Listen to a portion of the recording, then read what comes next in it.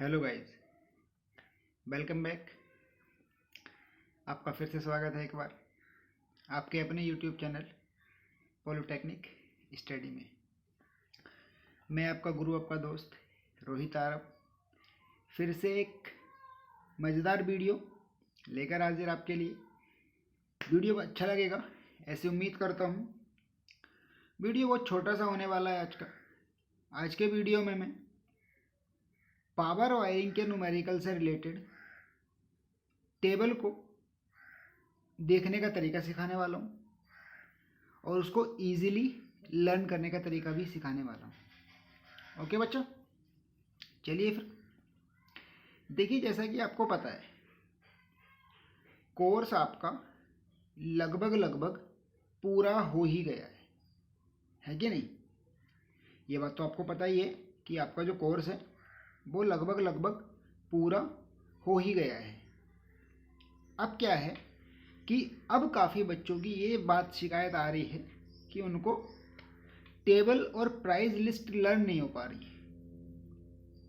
तो बच्चा, बात यह है कि उसमें एक्स्ट्रा चीज़ें बहुत हैं।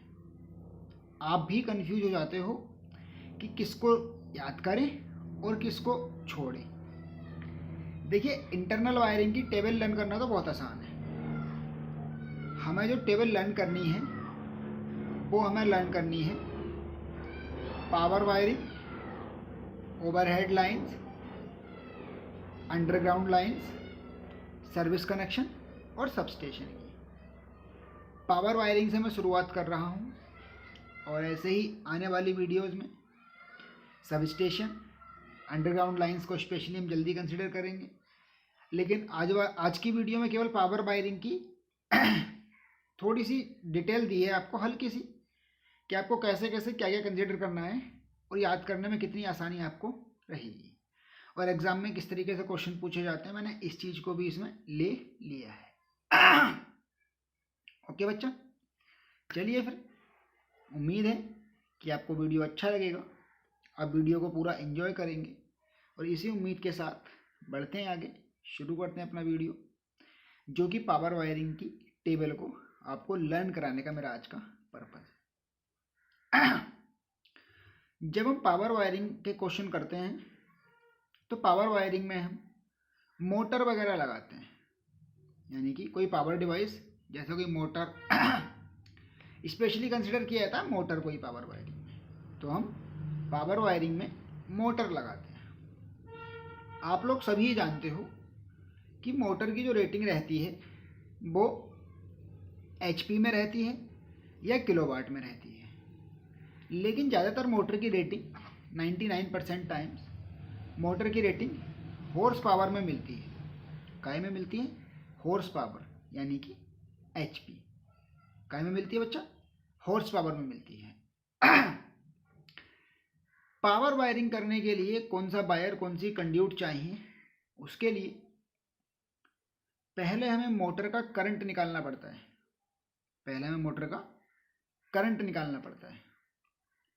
मोटर के करंट को निकालने का फॉर्मूला आपको पता है, Q/ईटा B इंटू cos फाई, और √3 अगर 3 फेज की बात है। तो सिंगल फेज की बात है तो √3 नहीं लगाएंगे। तो यहाँ पे ईटा और cos फाई कैसे कैसे हमको टेक करना है कौन सी मोटर के लिए, पहले वो बताता हूँ। फिर मैं आपको ये बताऊँगा कि आपको अपनी उस टेबल में जो PVC इंसुलेटेड केबल की टेबल है उसमें से क्या छोड़ना है और क्या लर्न करना है, ताकि आप फालतू चीज़ों से बच जाओ। ओके बच्चा, चलिए शुरू करते हैं। ईटा का मतलब होता है एफिशिएंसी और cos फाई का मतलब होता है पावर फैक्टर। एफिशिएंसी और पावर फैक्टर को कैलकुलेट करने की ये टेबल आपके सामने है। ऐसा नहीं है कि टेबल कुछ नई है, टेबल आप में से बहुत से लोगों ने ऑलरेडी देख रखी होगी, लेकिन जब मैं इसको लेके आऊँ तो कुछ ना कुछ तो नया बताऊँगा। ठीक है बच्चा, चलिए फिर शुरू करते हैं टेबल को सीखना। ये मोटर की पावर है हॉर्स पावर में, ये उसकी एफिशिएंसी की वैल्यू है, दक्षता यानी कि ईटा, और ये पावर फैक्टर यानी कि शक्ति गुणांक। तो मान लीजिए कि हमारी मोटर अगर 1 हॉर्स पावर से कम है मान लीजिए हमारी मोटर 1 हॉर्स पावर से कम है, तो दो कंडीशन हो सकती हैं। एग्जाम में आपके पास केवल दो ही कंडीशन हो सकती हैं जब मोटर 1 हॉर्स पावर से कम हो। पहली कंडीशन तो मोटर 0.5 हॉर्स पावर की हो, या दूसरी कंडीशन कि 0.6789 ऐसी कुछ हॉर्स पावर की मोटर हो। तो ज़्यादातर उम्मीद केवल 0.5 हॉर्स पावर की मोटर आने के ही है।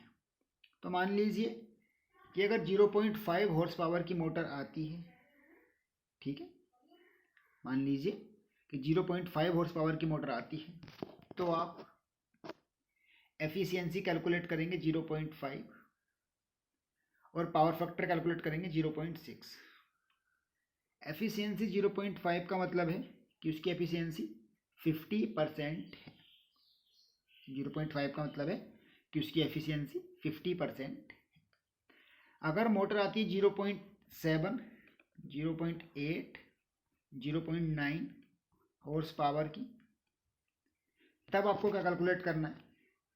तब आपको कंसिडर करनी है मोटर की एफिशिएंसी 0.65, यानी कि अगर 0.9 हॉर्स पावर की मोटर है लगभग, तो आपको एफिशिएंसी कैलकुलेट कंसिडर करनी है 0.65, यानी कि 65% एफिशिएंसी है। और 1 हॉर्स पावर से नीचे की सभी मोटर्स के लिए आपको पावर फैक्टर 0.6 ही रखना। ओके बच्चा, नेक्स्ट। समझ में आ गया इतनी बात तो? ठीक है ना। अब मैं कैमरा इधर खिसका देता हूँ। अब 1 हॉर्स पावर से 2.5 हॉर्स पावर के मैं आपको बिल्कुल क्लियर करके चलूंगा, ऐसा कुछ नहीं छोड़ूंगा, कुछ नहीं कि आपको लग रहा है कि छोड़ देंगे सर, ऐसा कुछ नहीं है। तो 1 हॉर्स पावर की मोटर अगर आती है तो आपको एफिशिएंसी लेनी है 0.7 और पावर फैक्टर लेना है 0.7। एफिशिएंसी लेनी है 0.7 और पावर फैक्टर लेना है 0.7। अगर 1.5 हॉर्स पावर की मोटर आती है तब भी आपकी एफिशिएंसी 0.7 और पावर फैक्टर 0.7। अब यदि मोटर 2 हॉर्स पावर की हो जाती है तो एफिशिएंसी 0.75 और पावर फैक्टर 0.7, यानी कि मोटर की एफिशिएंसी 75% हो जाएगी और पावर फैक्टर 0.7 ही रहेगा यदि मोटर 2 हॉर्स पावर की आती है तो। आवाज़ साफ आ रही है ना बच्चा? आवाज़ का कोई इश्यू हो तो इस वाली वीडियो के लिए माफ़ी, बाकी नेक्स्ट वीडियो से उसको हम सुधार लेंगे, है ना। चलिए, अब यदि 2.5 हॉर्स पावर की मोटर हो, नोट करते चलो इसको स्टेप बाय स्टेप, कोई ज़्यादा बड़ी बात नहीं है, आपको याद कुछ नहीं करना है। आपको देखिए एग्जाम में जो आता है वो या तो 1 हॉर्स पावर की मोटर आती है, 2, 3, 5, 10, 20। इससे अलग कभी भी कोई हॉर्स पावर की मोटर नहीं आती। फिर से सुन लो, 1 horse power, 2 horse power, 3 horse power, 5 horse power, 10 horse power और 20 हॉर्स पावर। इससे ज़्यादा की कभी भी मोटर आ ही नहीं सकती आपको किसी भी पावर वायरिंग के क्वेश्चन में। पूरी EDD में इससे ज़्यादा रेटिंग की मोटर का यूज़ नहीं किया जाएगा। बच गया टाइम। आपको केवल 1 हॉर्स पावर का याद करना है 0.7 और 0.7।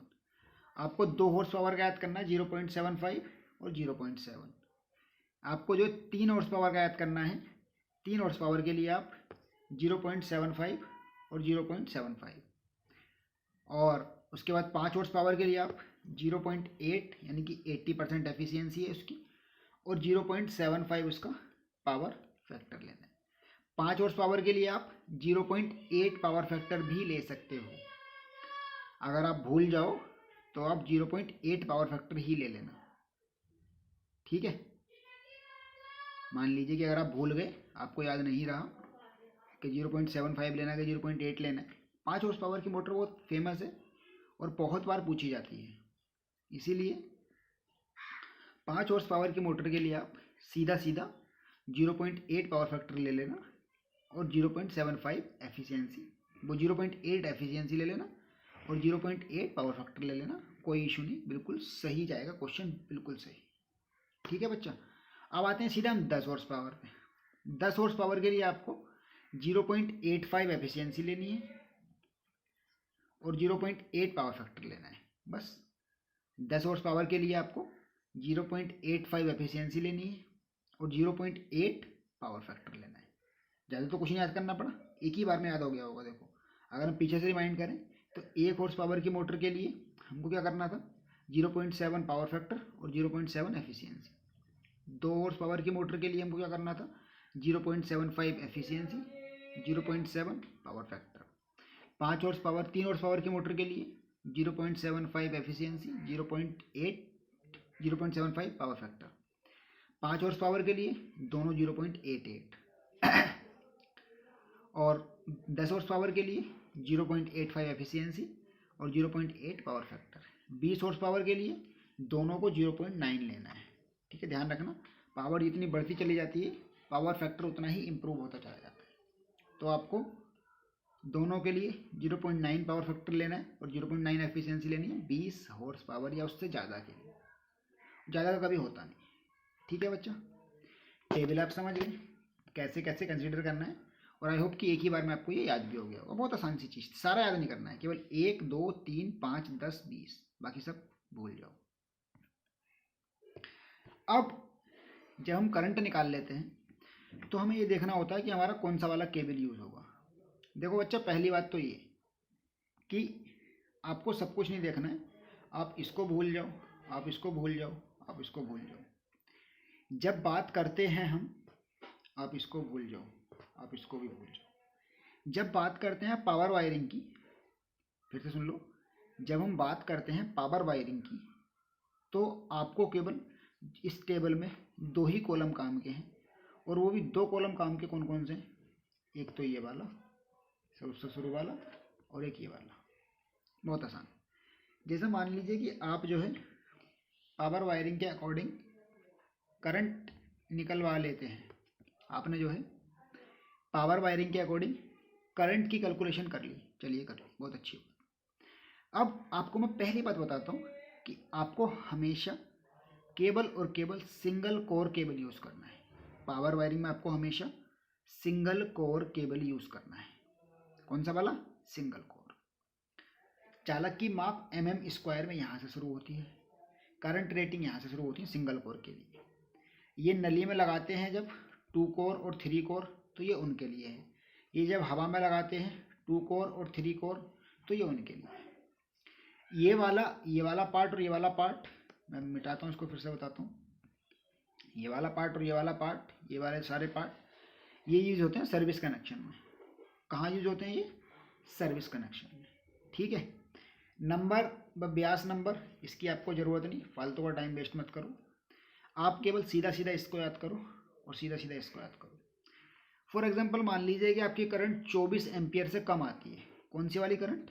Effective current. अगर आपकी इफेक्टिव करंट 24 एम्पियर से कम आती है तो आपको 24 एम्पियर तक 2.5 mm² का एल्यूमिनियम कंडक्टर केबल आप यूज़ कर सकते हो, सिंगल कोर वाला। आपको सिंगल कोर ही यूज़ करना है, डबल ट्रिपल कोर के बारे में हम बिल्कुल नहीं चलेंगे, ताकि हमको हर एक पॉइंट से, जैसे किसी मोटर से 3 वायर निकलने तो वो 3 निकले, एक ना निकले। ठीक है नहीं, इसलिए हम 3 केबल को ही कंसिडर करके चलेंगे यहाँ। तो 24 एम्पियर तक करंट आने पर 2.5 mm², लगभग 90% 5 हॉर्स पावर तक की मोटर के क्वेश्चन 24 एम्पियर से नीचे की करंट आती है। अगर आपकी करंट 24 के और 30 के बीच में है, 24 से जरा सी भी ज़्यादा है और 30 तक है, तो आपको 4 mm² का वायर यूज़ करना है। ये अक्सर मेन स्विच व डीबी के बीच में यूज़ की जा सकती है, क्योंकि मेन स्विच की और डीबी की करंट जो होती है वो सारे सर्किट की इफेक्टिव करंट को मिला के बनाते हैं ना। ध्यान रखना, ये जो करंट रेटिंग है वो इफेक्टिव करंट के बारे में है। इफेक्टिव करंट याद कर लो, 24 एम्पियर तक 2.5 mm², 30 एम्पियर तक 4 mm², 37 एम्पियर तक 6 mm², 51 एम्पियर तक 10 mm², 68 एम्पियर तक 16 mm² और 90 एम्पियर तक 25 mm²। इससे ज़्यादा आपको कुछ भी याद नहीं करना। आपका पूरा टाइम बचा दिया, क्योंकि ये 5 चीज़ तो आप बड़े आराम से याद कर सकते हो, और गारंटी से बता रहा हूँ 16 mm² से ऊपर का केबल कभी भी पावर वायरिंग में यूज़ नहीं होता है। अभी तक जितने भी क्वेश्चन मैंने किए 4 4 5 5 6 6 7 7 8 8 मोटर तक लगाई हैं हमने, तब भी 16 mm² से ऊपर का केबल कभी यूज़ हुआ ही नहीं। तो आपको क्या करना है, आपको ये 16 mm² तक की ये भी याद करनी है। कहाँ तक की? 16 mm। कौन कौन सा? एक वाला ब्लॉक, एक वाला ब्लॉक। 24 तक 2.5, उसके बाद 30 तक 4, 37 तक 6, 51 तक 10, 68 तक 16। याद हो गया? एक ही बार में बस खत्म। काय वो टाइम वेस्ट करना फालतू की चीज़ों को, इसकी ज़रूरत नहीं। ये उसी टेबल का अगला पार्ट है, इसकी ज़रूरत ही नहीं है, हटाओ। अब हम इस टेबल पर आते हैं जो कि कंड्यूट साइज़ को कैलकुलेट करती है। ज़्यादातर लोगों को इस टेबल में कन्फ्यूजन रहता है। आप में से तो वैसे बहुत कम लोगों को इसमें कन्फ्यूजन होगा, लेकिन कभी कभी क्या होता है कि कुछ लोगों को इसमें कन्फ्यूजन हो जाता है कि वो कंड्यूट साइज कैसे ले, कौन से वाले कंडक्टर का। तो उसके लिए मैं इजीली कर देता हूँ। वैसे तो आपको पता होगा, जिनको नहीं पता उनके लिए थोड़ा आसानी से कर देते हैं, ज़रा जल्दी जल्दी, ज़्यादा टाइम वेस्ट नहीं करेंगे। आपकी स्क्रीन पर टेबल आप बना लेना। वैसे तो आपको पास मैंने प्रोवाइड करा ही दी है, फिर भी अगर आप चाहते हैं कि आपको मैं इसको प्रोवाइड नहीं कराऊँ, आपको मैंने प्रोवाइड नहीं कराई है, तो बच्चा आप मुझे ईमेल कर सकते हैं। हमारा ईमेल आईडी polytechnicstudy2019@gmail.com। आप मुझे व्हाट्सअप कर सकते हैं। मेरा व्हाट्सअप है 8958617732। सेकेंड ईयर और थर्ड ईयर के ग्रुप ज्वाइन है, आप व्हाट्सएप ग्रुप ज्वाइन कर सकते हैं। वहाँ पर आपको किसी भी प्रकार के नोट्स, किसी भी प्रकार का टेबल और किसी भी प्रकार के सवाल का समाधान इजीली मिल जाएगा। ओके बच्चा, चलिए केबल माप। टेबल में गलती है बच्चा, ये वाला mm² यहाँ लिखा होना चाहिए था और ये वाला mm यहाँ इंटरचेंज होना चाहिए था। उल्ट गलत लिखे हुए हैं ना। ये जो पहला वाला कॉलम है ये वाला, ये mm² का है, और ये दूसरा वाला इसको हमें देखना नहीं, ये mm का है। ठीक है, तो हम पीछे से पता करके आए हैं अपने केबल का साइज़। केबल का साइज़ कहाँ तक का पता करके आए हैं? mm² में। जैसे 1.5 mm², 2.5 mm², 1.5 तो होता नहीं, 2.5 से स्टार्ट करना है, और 4 mm² और 6 mm², 10, 16, 25 एक्सेट्रा। नली आती हैं जो कंड्यूट रहती हैं, मेटल कंड्यूट यूज होती हैं यहाँ पे। मेटल कंड्यूट आती हैं 19 mm के साइज़ में। ये डायमीटर है, ये जो 19 mm, 25 mm, 32 mm देख रहे हो ये वाले आप, ये डायमीटर है, व्यास है ये नली के। गोल गोल नली होती है ना, उसका डायमीटर है ये 19, 25, 32, 38 mm, और ये कितना है 50 mm। कौन कौन से हो गए? 19 mm की नली आती है डायमीटर में, 25 mm की नली आती है डायमीटर में, 32 mm की नली आती है डायमीटर में, 38 mm की नली आती है, और 50 mm की कंड्यूट आती है। ओके बच्चा, जल्दी से टाइम वेस्ट नहीं कर रहा बिल्कुल भी। आप में से बहुत से लोगों को आता होगा, जिन लोगों को नहीं आता है उन्हीं के लिए स्पेशली है। बाकी जिनको आता है आप भी देख लीजिए, कुछ ना कुछ आप सीख ही जाएंगे थोड़ा बहुत, बाकी आपका मन। ओके बच्चा, चलिए। अगर सिंगल फेस मोटर होगा तब आप इस 250 वाले बोल्ट को देखोगे, जो कि बहुत मुश्किल है। और थ्री फेस मोटर होगा तो आप इस 500 वाले को देखेंगे सब में, ये और ये। ठीक, शुरू करते हैं। मान लीजिए कि 2.5 mm² वाला वायर है। 1.5 तो होगा ही नहीं, 1.5 mm² का तो होगा ही नहीं। तो मान लीजिए कि 2.5 mm² वाला वायर आप यूज़ करोगे। कौन सा वाला? 2.5 mm² वाला वायर यूज़ कर। ठीक है, चलिए आगे बढ़ते हैं। ये वाला कॉलम हमको कोई मतलब नहीं इस वाले कॉलम से। 500 वोल्ट वाले में 19 mm की नली में 3 वायर जा सकते हैं। उसको याद करने की ट्रिक ये ध्यान रखना, अगर आपका किसी मोटर में 2.5 mm² का वायर आता है, मान लीजिए कि किसी मोटर में आपका 2.5 mm² का वायर आता है, और आपको पता ही है कि 3 फेस मोटर में से 3 वायर निकलते हैं और सिंगल फेस में से 2 वायर निकलते हैं, मतलब मोटर के लिए। तो आपको हमेशा 2.5 mm² के वायर के लिए हमेशा 19 mm की कंड्यूट यूज़ करनी है। आसान है याद करना, फिर से सुन लो। 2.5 mm स्क्वायर का वायर आता है, 3 वायर अगर आ रहे हैं तो आपको 19 mm स्क्वायर की कंड्यूट यूज़ करनी है। अगर 3 से ज़्यादा वायर यानी कि 6 वायर आ रहे हैं तो आपको 25 mm स्क्वायर की कंड्यूट यूज़ करनी है 3 फेस के लिए 500 वोल्ट के लिए। सिंगल फेस वाले कॉलम ये हैं। उसके बाद अगर 6 से भी ज़्यादा होते हैं, जो कि इम्पॉसिबल है, किसी भी पावर वायरिंग में 6 से ज़्यादा वायर कभी हो ही नहीं सकते, आपको पता ही वाली बात समझ गए आप। किसी भी पावर वायरिंग के क्वेश्चन में 6 वायर कहाँ होते हैं, वहाँ होते हैं जहाँ star delta star delta starter लगा होता है। तो अगर स्टार डेल्टा स्टार्टर लगा तब भी मैक्सिमम 6 वायर ही हो सकते हैं और 6 से ज़्यादा वायर हो ही नहीं सकते। इसीलिए अगर 2.5 mm स्क्वायर का वायर यूज़ हो रहा है तो केवल 2 प्रकार की नली यूज़ होंगी, 3 वायर के साथ 19 mm वाली और 6 वायर के साथ 25 mm वाली।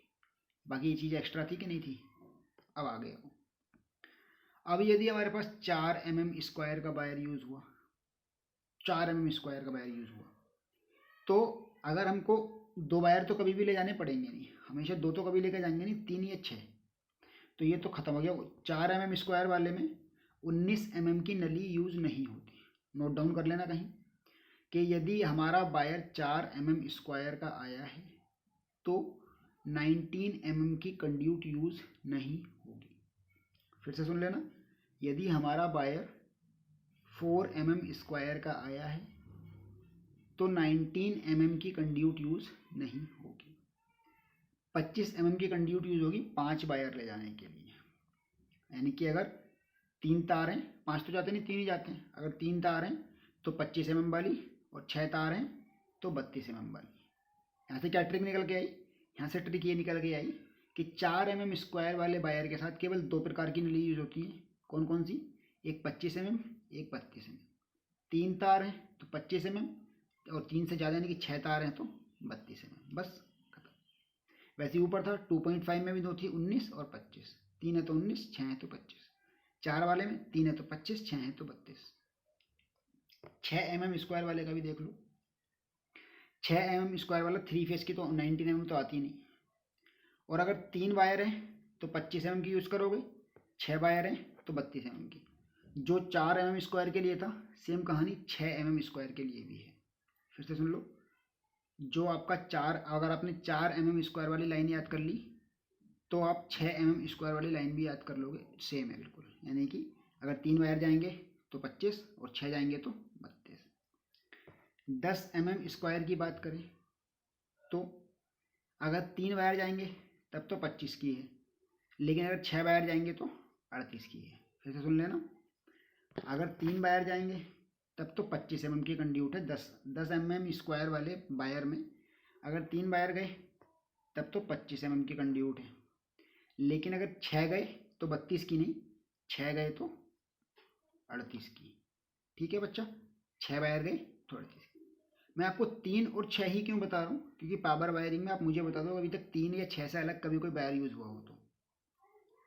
3 या 6 से अलग तो कभी कोई वायर यूज़ हुआ ही नहीं। और रही बात सिंगल फेस मोटर की, तो सिंगल फेस का करंट तो इतना कम आता है कि हमेशा उसमें 19 mm का कंड्यूट यूज़ होगा, ऑलवेज, हमेशा। फिर से सुन लो, सिंगल फेस की कोई भी मोटर हो, कोई भी मोटर, उसमें हमेशा 19 mm की नली में ही वायर लेकर के जाएंगे।